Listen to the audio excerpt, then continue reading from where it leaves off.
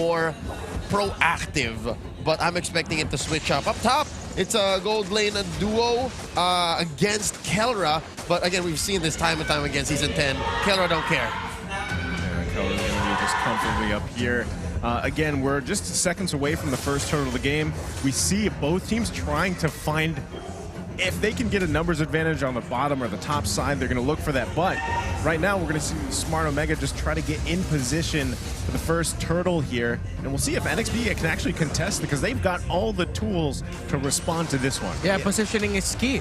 Look at that. No! Renegade walks away with about 5 HP and a huge sigh of relief as he survives, but it's not going to be the same for Yelly Hayes unless he claps back. First blood drawn by Renzio, dances along, and the shield's provided by the real manipulation. Now it's Kaizen running back. Oh no! He sent the Valhalla by the Balmond. Ryzen going ahead, taking his purple away. El Piso, what's he gonna do? Renegade back in the action, can only stare. And as Ryzen sends Nexplay evos to Valhalla, Chaknu standing in the back line of NXP. Holla, holla, holla. Yelly Hayes good in position. They're still going. El Piso, just at the peak of his performance because Yelly Hayes was about ready to clap back as well. Kaizen says, nah, let's not do it. We need the purple. But all this time, Ryzen was taking that turtle and as well a gold buff. Renegade's getting overloaded. He's not ready to fight 2v1s. Yeah, and again, positioning is so key. Chaknu was first to the back line of NXPE. He knew that at that situation, there's not a lot of damage that would be a massive threat to the Grok at this point. So he stood there and waited and forced Yelly Hayes into that scenario of using the real-world manipulation right away. But it wasn't the best time. Omega with Itomax knowing that also El Piso positioned closer to him. Itomax just said, all right, but look at your backline. Who's peeling for your Eve? Got nobody. Itomax just flew and was able to drop down some great damage. Not only that, but big damn, right? And the thing is, too, like I was mentioning, when you have this Grok and you're fighting in those little areas, those spaces. Those back alleys. Those back alleys into the jungle, you don't... The wall, the Guardian's Barrier is going to be just cutting you off, and then you're at a huge disadvantage in those kind of small positions. So that's why this Grok is so effective here, especially early on. But already 4 minutes of the game, Omega has a 1K gold lead. Let's take a look at the items. Yeah, looks like El Piso might be on the way to... I was thinking about building an Oracle, but there's a lot of routes that he can go for there. Only full build item I'm seeing right now, Clock of Destiny. You also have the Corrosion Scythe on Kelra and the Wind Talker on the hands of Donut. And Tiger-mounted crossbow-wielding Donut actually is ahead by about 200. Oh! We just caught that! Ryzen, heavy spin, the wall equals the death. Yeah, and there's a clap back by NXPE. Finding himself where Chaknu gets him! They're still going! Donut! Oh, survives. There's a Guardian's Barrier. Keeps him out, but gets away anyways. Now, Renzio in trouble. May have crossed the threshold a little too deep. And another fight up top. El Piso catches a crossbow of Tang. He goes down. Kelra gonna push this lane alongside Etomas and Chaknu. A lot of trades across the map here, and you got to feel bad a little bit for Chaknu there because they couldn't quite get the kill on Donut. Didn't have the backup that he needed, so turret's going to be traded as well across map. Next turtle of the game is up, and we see both teams making their way here because that's the next big focus, but already Smart Omega in a good position for this one. Despite Nexplay was going in first. Gonna go ahead, pop the RWM. Chaknu does not engage quite yet. Guardian's Barrier set up. El Piso secures it. Interesting turn of events here, but again, Nexplay was happy to take that major objective 1-1. Yeah, you saw Ryzen couldn't even get close. Kaizen with a perfect heavy spin to keep the Balmond away from just being able to do anything. Great zone out there. Yeah, Kaizen got the... Well, wasn't able to secure the turtle, but at this point, that's fine. At least your team got that turtle. Yeah, again, good position usually when there's a Balmond on your side because you have the combination of the ultimate plus the retribution, but you just answer it with a heavy spin. You push them out, you let the team handle the turtle, and that's what they did. So now it's evened. I mean, across the board, NXP has evened that early lead that Smart Omega had, but now the focus on the bottom side. Could be a kill squad, but Chaknu pops the wild charge to get out of dodge. Kaizen had very, very evil plans. He wants to go ahead and sandwich somebody. Oh, there it is, the headbutt. into the flicker. Etomax gets out of trouble, and it's Kaizen using his ult to do the same. Man, okay, what Etomax did there was nearly close to incredible. Okay, no, that was incredible. He just found a small gap, a tiny window of opportunity to be able to flicker behind Kaizen safely so that he wouldn't get pushed away. That was such a very small hole to thread the needle through, but Etomax found it. Yeah, and you know, again, they got to play around those heavy spins here because what we're seeing is just Kaizen wants to find moments where he can get that numbers advantage, because this is the same situation from game one where a lot of the times it's going to come down to the objective fights. I mean, we're seeing kind of these low kill games, game number 2, game number 1, but those objectives, both teams have pretty much an even, I would say an even chance at winning those fights, but still, it's coming down to these two roamers. Meanwhile, both gold laners, once again, just having a good time farming up, and we'll see how that scales in. Oh, El Piso catches quite a bit. It's Kelra who puts the nail in the coffin. That's going to be a duo kill between Etomax and Kelra. Now transitioning into the turtle. Chaknu making sure nobody comes in with no funny business. This is Ryzen taking the turtle. That's 2-1 so far. Omega keeping it up. I'm wondering if they're looking for a power spike, because the conversion isn't through the roof quite yet. No, not just yet.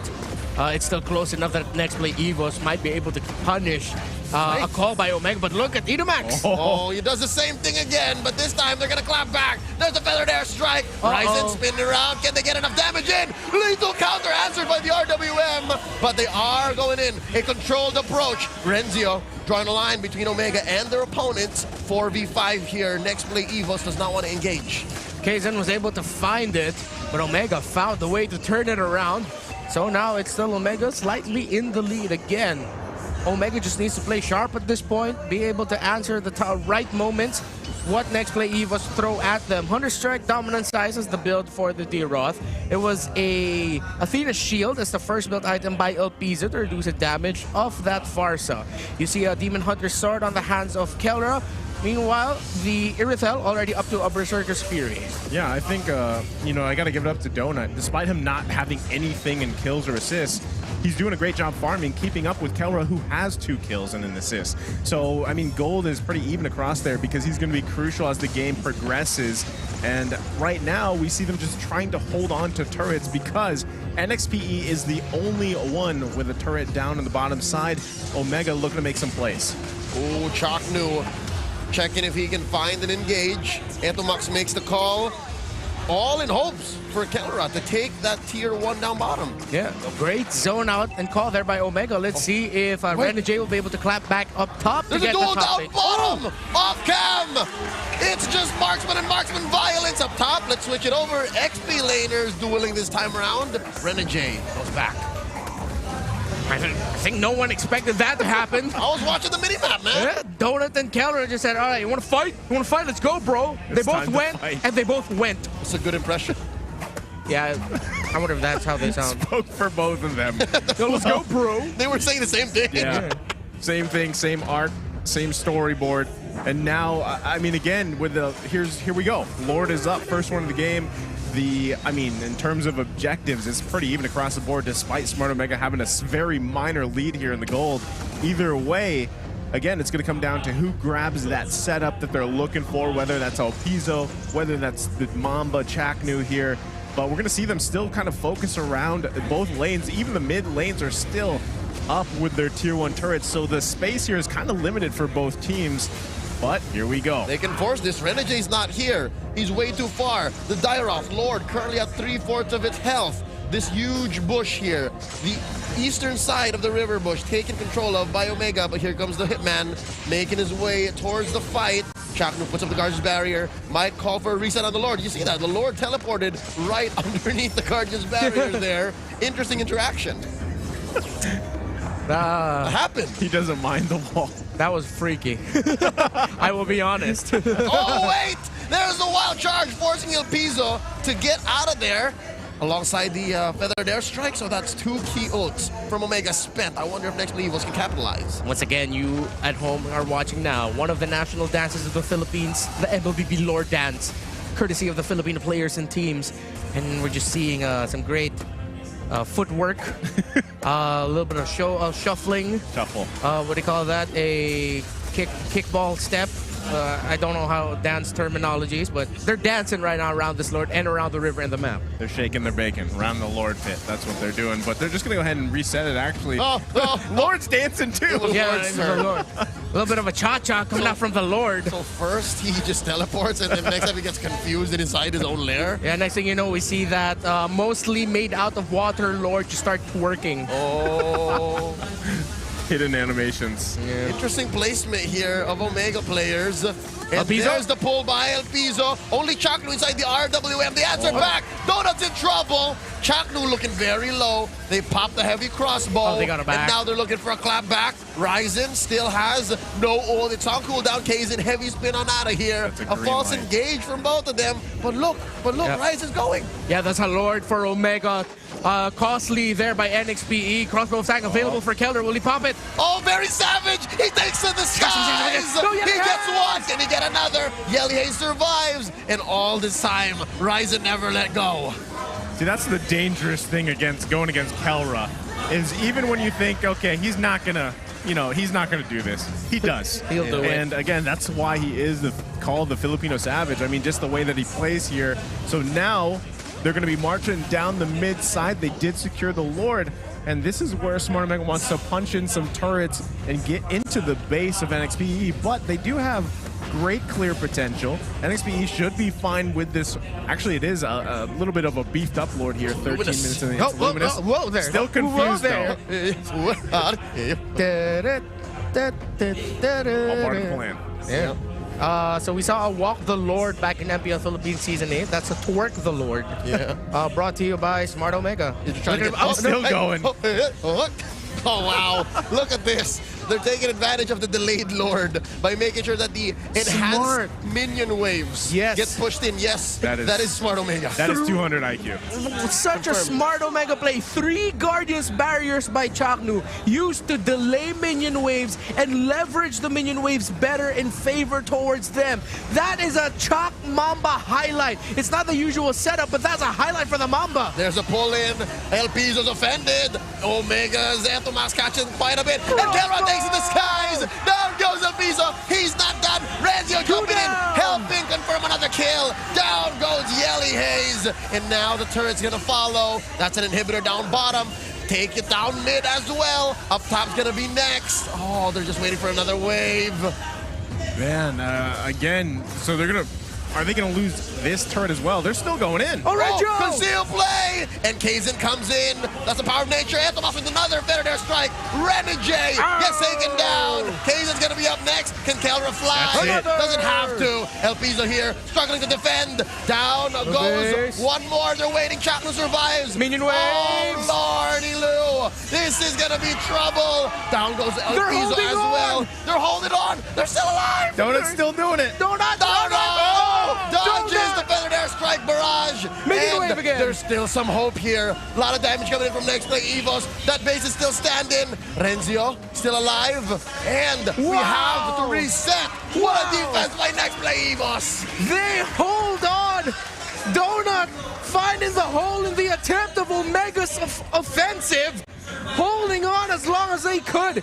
Minions only was the call, and defend is what they got. Nexplay evos are still in this. The dream of a sweep still alive, but it is a huge mountain to climb as Omega have closed, or they're getting there, an 8,000 gold lead over Nexplay evos. Yeah, the turntables here, right? I mean, this is an 8K gold lead for Smart Omega. The next Lord is going to be up here. The question is NXPE in a good form to actually contest this? They're going to have to work closely with it and make their decisions down to the T, because also Renegade still going to be in the bottom. He might join for this fight while they let Smart Omega go ahead and push and pull and dance, start this Lord dance here that we're used to seeing as everybody gets in position here for the next Lord. As amazing as as that defense was, it took quite the toll on Nexplay evos. Nothing comes for free. At the end of the day, it's still Omega way ahead, about almost 8,000 gold, and all the inhibitors down for Nexplay evos. So there's a lot that they have to do. They have to manage the waves. And wild charge, knock it up, donut. They flatline that young man. That Aerodel is down. Yelly Hayes gonna be up next. The RWM shield not gonna be enough. That's 3 defenders left for Nexplay evos. And now Kazin heavy spinning on out of there. Kelra hitting him, and this might be it. He takes to the air. The Panther retreats into his base, and now it's just 3 of them left with some minion waves crashing in.